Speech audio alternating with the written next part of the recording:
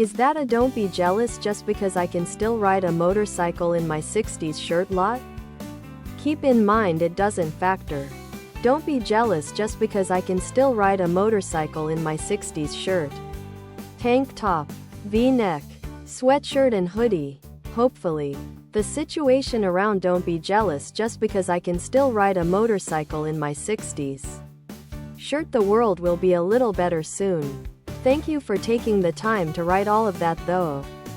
I'm from Scandinavia XD, but think I have a general idea of just how much it'll cost. I've yet to actually decide where I wanna go, but it'll be done I believe.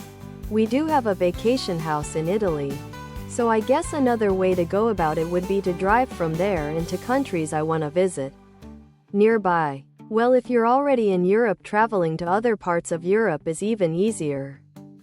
Subtract out the in-flights I assumed and add in O if you even choose to fly at all. Other products.